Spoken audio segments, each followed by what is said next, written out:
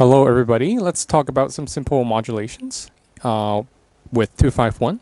So we're dealing with major and minor keys only. Let's take a look at the first example. So we have this D minor 7 flat 5, G7 flat 9. So probably you would expect a C minor 7, and that's nothing wrong with it.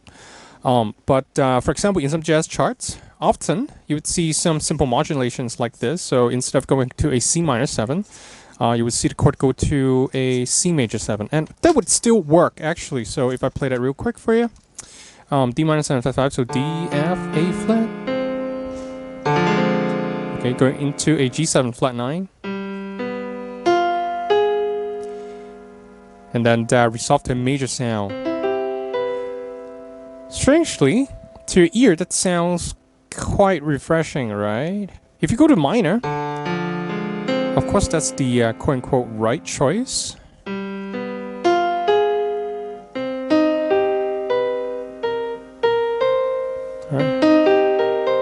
Alright. But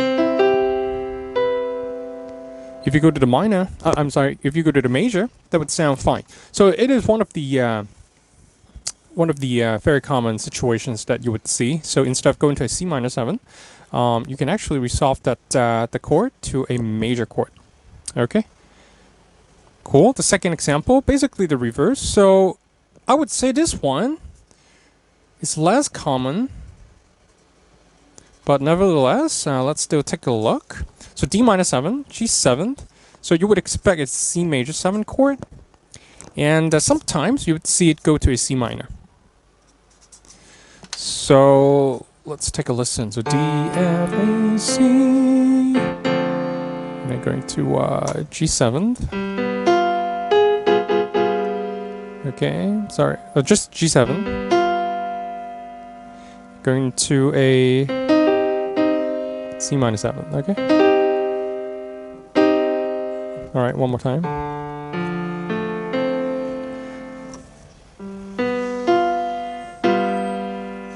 C minor. All right, cool. So that's how it sounds. And sometimes, so just to sum up the previous two situations, 1 and 2, we have a major key borrowing from its parallel minor key, and vice versa. Okay, so for example, C major borrowing from C minor, and also C minor borrowing from C major. Okay, so the third situation would be something like this. So instead of going to a C major 7, you can actually go to, or C minor 7, you would actually go to C dominant 7. So it's kind of like a deceptive cadence.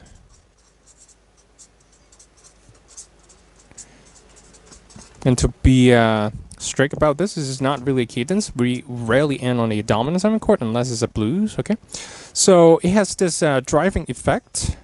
And usually this chord would go to, say, F major. So we are modulating to other keys, okay? And it would still work, by and large, because the root goes up a fourth, and that's one of the most desirable bass movement in music, okay? G, A, B, C.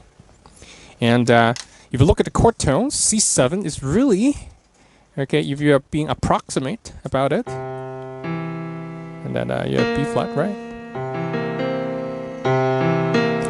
So that's a flat 7. So that's just a 1 note difference, okay? So to the ear, of course, this chord doesn't sound too nice because of the dissonant interval here, but it happens. So this is one of the also one of the very common situations that you will encounter in a jazz chart, for example. Okay, D minor G7 going into a C dominant 7, and probably this chord would resolve to, say, an F major, a fourth up, okay? Changing keys into F major, okay? Cool. So that's some simple modulations, okay? I'll see you in the next video, okay?